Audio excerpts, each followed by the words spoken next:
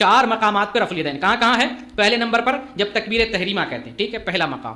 دوسرا مقام رکوع میں جاتے ہیں تو رفع الیدین کرتے ہیں۔ تیسرا مقام رکوع سے اٹھتے ہیں تو رفع الیدین کرتے ہیں۔ چوتھا مقام جب 2 رکعت پہ بیٹھ کے کھڑے ہوتے ہیں تیسری رکعت کے لیے تو رفع الیدین کرتے ہیں۔ یہ 4 مقامات پر رفع الیدین کرنا صحیح حدیث سے ثابت ہے، صحیح حدیث سے ثابت ہے۔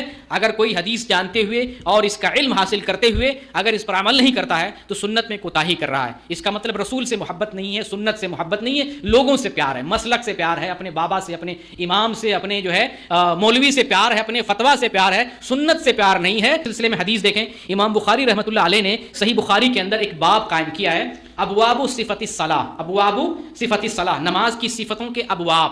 اور امام بخاری کی فقاہت دیکھیں، کتنی اللہ رب العالمین نے کیا سمجھداری دی تھی، کیا فقاہت دی تھی، کس طرح سے دین کی خدمت کی اور کس طریقے سے نبی صلی اللہ علیہ وسلم کی حدیث کے مجموعے کو جمع کیا اور اپنی فقاہت کا اظہار کیا، ذرا غور کریں۔ امام بخاری نے صحیح بخاری میں 4 حدیثیں ذکر کی ہیں، 735 نمبر کی، 736 نمبر کی، 738 نمبر کی، 739 نمبر کی۔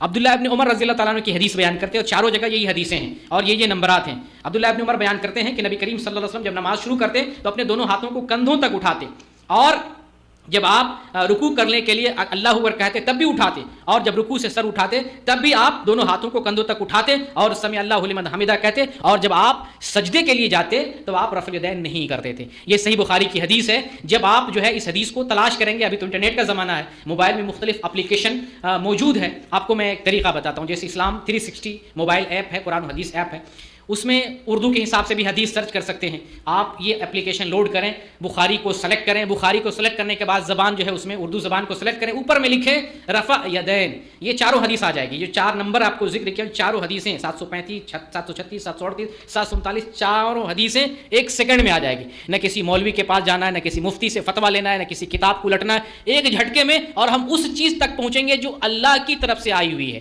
کسی انسان کی نہیں، جس میں شک بھی نہ ہو، جس میں تردد بھی نہ ہو، جس میں یہ کوئی نہیں کہہ سکتا فلاں مولوی کا فتویٰ ہم نہیں مانیں گے، نہیں، یہ حدیث رسول ہے، ہمیں ماننا ہی پڑے گا۔ تو امام بخاری رحمۃ اللہ علیہ نے یہ چاروں حدیثیں ذکر کی۔ امام بخاری کا باب دیکھ، امام بخاری رحمۃ اللہ علیہ نے ابواب صفت الصلاۃ قائم کر کے اس کے نیچے پہلا باب باندھا ہے، باب رفع الیدین فی التکبیرۃ الاولی مع الافتتاح سواء، یعنی جب تکبیر اولی کہتے ہیں اس وقت رفع الیدین کرنے کا باب، یعنی تکبیر تحریمہ کرنے کے وقت رفع الیدین کرنے کے بعد۔ اس کے بعد دوسرا باب باندھتے ہیں، باب رفع الیدین اذا کبر واذا رکع واذا رفع، اس چیز کا باب کہ رفع الیدین کرنا ہے جب تکبیر کہیں، تکبیر اولی کہیں، اور جب آپ رکوع میں جائیں تب رفع الیدین کریں، جب رکوع سے سر اٹھائیں تب جو ہے آپ رفع الیدین کریں۔ یہ دوسرا باب ہے۔ تیسرا باب امام بخاری نے باندھا ہے، باب الی این یرفع یدیہ، کہ ہم ہاتھ کہاں تک اٹھائیں گے۔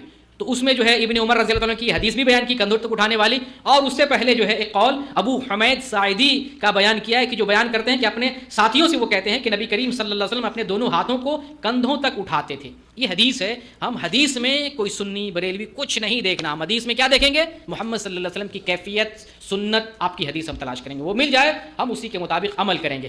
اب اس کے بعد امام بخاری نے چوتھا باب باندھا ہے، باب رفع الیدین اذا قام من الرکعتین، کہ 2 رکعت سے اٹھنے کے بعد رفع الیدین کرنے کے بعد، یہ چوتھا باب امام بخاری نے قائم کیا۔ تو یہ چاروں باب کو ملا کر امام بخاری نے یہ بتانے کی کوشش کی ہے کہ 4 مقامات پر حدیث سے رفع الیدین کرنا ثابت ہے۔ کہاں کہاں؟ تکبیر اولیٰ کے وقت، رکوع میں جاتے کے وقت، رکوع سے اٹھتے وقت، اور 2 رکعت سے اٹھنے کے بعد۔ یہ ہے امام بخاری رحمۃ اللہ علیہ، کہ جن کا نام سن کر جو مقلد ہیں، جو حدیث سے بھاگتے ہیں، جو سنی تو ہیں لیکن سنت پر عمل نہیں کرتے ہیں، امام بخاری کا نام سنتے ہیں تو روح کانپ جاتی ہے، پسینہ چھوڑ جاتا ہے۔ بخاری تو پڑھتے ہیں لیکن سمجھتے نہیں، جیسے قرآن سم پڑھنے والے ہیں نا، یہودی بھی ہیں، بہت سارے لوگ شیعہ بھی پڑھتے ہیں، پڑھنے والے تو بہت ہیں قرآن، اور بخاری بھی پڑھنے والے بہت ہیں، لیکن سمجھ نہیں آتی ہے۔ اسی لیے ایک شعر کہا جاتا ہے نا، پڑھتا ہے بخاری جو بلا عشق محمد، آتا ہے بخار اس کو بخاری نہیں آتی۔ بخار آ جاتا ہے لیکن بخاری حقیقت میں نہیں آتی۔ امام بخاری نے ایسا کام کر کے چلے گئے کہ تقلید کا اس سے جنازہ نکل جاتا ہے، تقلید کی کوئی گنجائش نہیں رہتی ہے، اماموں کو، بابوں کو، پیروں کو نہیں، ڈائریکٹ سنت کو، سنت سے جو ثابت ہے اس پر عمل کرو۔